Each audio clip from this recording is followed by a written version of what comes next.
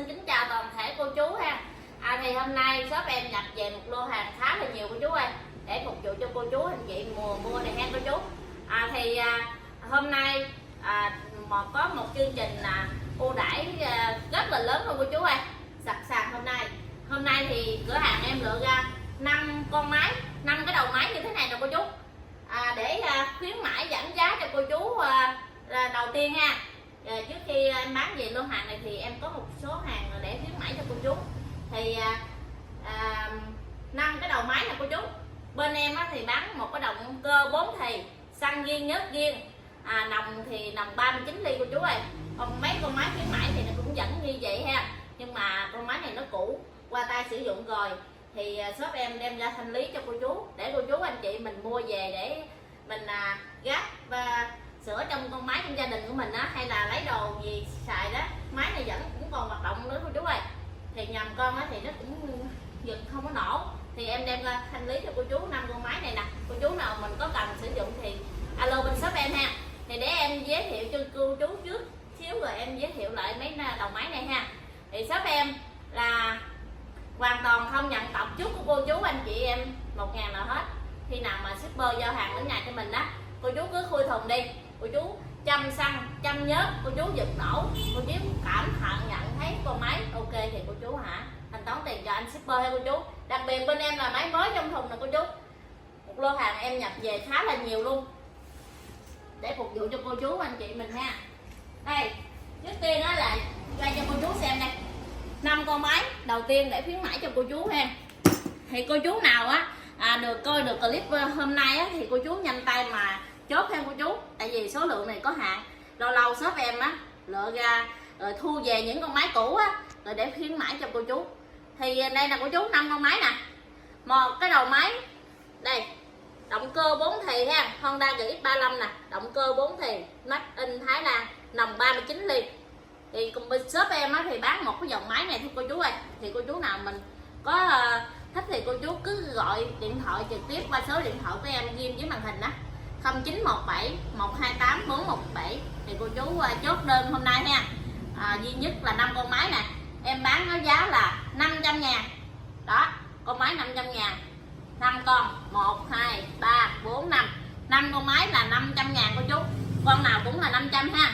Cô chú nào mình có thích thì cô chú cứ alo cho em, tại vì hàng này thì hàng hiếm cô chú ơi, lâu lâu nó mới có một lần ha. Đây, con máy thì vẫn còn đầy đủ đàng hoàng. Đây, bình xăng nè, đó, nó đầy đủ đàng hoàng hết cô chú.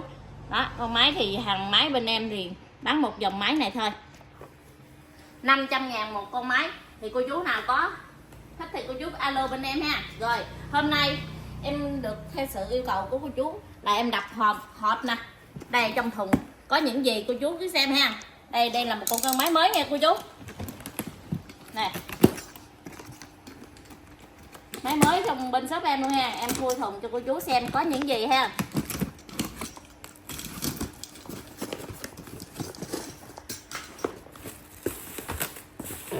Đây, máy thì khi em gửi đi thì em bao bọc rất là kỹ càng cho cô chú luôn. Đây là con máy mới nhận về, em khi nào em gửi đi thì em quấn xốp dòng cái máy em rồi mới em gửi ha. Đây là một con máy nè, động cơ này là thương hiệu Honda GX35 ha, động cơ 4 thì made in Thái Lan, nòng 39 ly cô chú ơi, nên nó siêu mạnh. Cô chú nào mình mua về mình dùng để tưới nước hoặc là chế xe đạp rất là phù hợp luôn, tại vì con máy này nó rất mạnh. Cô chú gắn bình xịt thuốc ha, vẫn ok. Công nghệ của Thái Lan nhưng mà nó sản xuất và lắp ráp tại Đài Loan ha cô chú, nên hàng Đài Loan loại 1 rất là dày dặn luôn, chắc chắn luôn. Những đặc điểm mà nó chứng tỏ hàng Đài Loan loại 1 ha, em chỉ cho cô chú xem nè. Đây bên cái bồn nó có dập nổi chữ Thái Lan ha. Đây bên thân máy nè, nó có chữ Honda, dập nổi chữ Thái Lan UMK ha, số series nha cô chú. Bên hông máy nè, nó đều có dập nổi chữ Thái Lan đó, cô chú nhìn ha. Con máy rất là cực kỳ là dày dặn luôn, chắc chắn là cô chú. Đây cái bố đó cô chú, bố lớn ha. Đây là cái bố lớn nè đó, cô chú mình mua về chỉ cần lắp 4 con ốc này nè, đó là mình gắp được trong cái cần mình luôn ha. Đây tay ga thì nó dính liền đây, tay thì tay ga bóp mỏi vịt ha. Công tắc thì tích hợp trên tay lái nè, rất dễ dàng sử dụng luôn cô chú ơi. Đó, kéo xuống là tắt, kéo lên là chạy ha. Đó, tay ga bóp mỏi vịt nè. Đây, để quay cho cô chú xem trong con máy nè, trong thùng máy nè, nó có những gì nè cô chú ơi. Em tặng kèm theo máy mình luôn ha. Đó, đây nó có sẵn trong thùng máy nha. Đây là một cái chắn cỏ khi cô chú cắt cỏ không văng vào người mình nè. Đây. Và một cái quặng nè. Và một cái cống nè. Cho cô chú chăm xăng chăm nhớt ha. Đây. Đây là thông tin khách hàng, là chính sách bảo hành. Em bảo hành cho cô chú 6 tháng luôn. Đó, đây hướng dẫn sử dụng kèm theo máy cho cô chú luôn ha. Đó, em bảo hành cho cô chú 6 tháng sử dụng. Một sợi dây đeo bản lớn nè cô chú, móc kẹp làm bằng inox luôn ha. Đó, đây bản lớn. Một bộ phụ kiện không thể thiếu nè, tiếp mỏ Mugi, chìa khóa, lục giác đầy đủ cho cô chú sử dụng máy luôn. Và một cái tay lái. Và cho cô chú thêm một cái lưỡi dài nữa nè, lưỡi dài thì rất dày dặn luôn. Đây, bẻ không công cô chú, rất dày dặn luôn, bén lắm. Đây, chọn bộ của máy như thế này, chọn bộ như thế này nè, đầy đủ phụ kiện tặng kèm theo máy cho cô chú. Và em tặng cho cô chú thêm một loại nhớt. Loại nhớt này em chăm cho đầy nha. Trước khi gửi thì em chăm cho đầy cho cô chú một loại nhớt để mình chăm cho máy một lần đầu tiên sử dụng.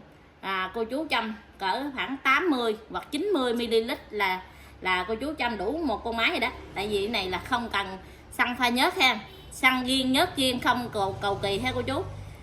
Anh chị cô chú nào mình chưa từng sử dụng máy thì mình chọn một con máy như thế này xài trong gia đình của mình rất là ok luôn cô chú ơi. Shop em bán cái hàng này quá chạy luôn. Và tặng cho cô chú thêm một cái ổ cắt cước nè. Em trước khi em gửi đi là em xỏ dây sẵn cho cô chú đầy một ổ như thế này. Đó, tặng đầy đủ cho cô chú luôn. Cái cần nè cô chú. Này ha, cần nè. Thì em lắp ráp tay lái sẵn cho cô chú nhìn xem nè. Đó, rất dễ dàng luôn cô chú. Đây, tay lái mình bắt vô 4 con ốc này nè. Bắt vô 4 con ốc này là ok rồi. Trên cái tùm nó có dập nổi chữ Thái Lan nè cô chú. Đây là tùm lớn ha. Mà điểm khi hớp xốp điểm là khi cô chú cắt cỏ nó không có đau cái hông mình nè. Đây, ống cần thì làm bằng inox luôn nha. Tấm chắn cỏ em cũng lắp sẵn cho cô chú nè, để cô chú thấy để mình để mình về mình lắp ha.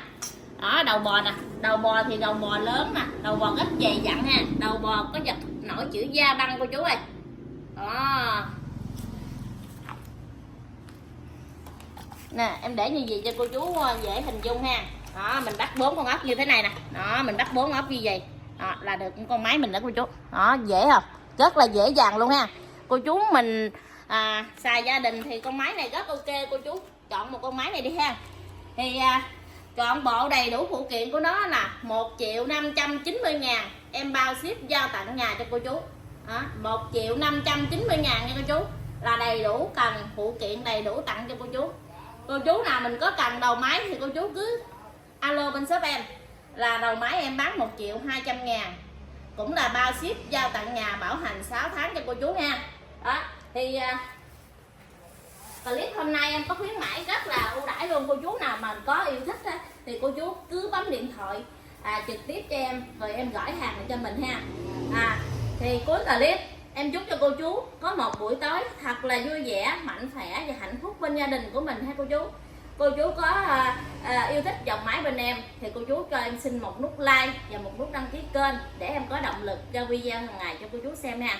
Hay là cô chú có ở gần cửa hàng bên em thì cô chú đến trực tiếp cửa hàng bên em đi, cô chú lựa chọn những sản phẩm nào cô chú yêu thích phù hợp cho gia đình của mình thì cô chú cứ đến cửa hàng em bớt tiền xăng cho cô chú đi lại ha.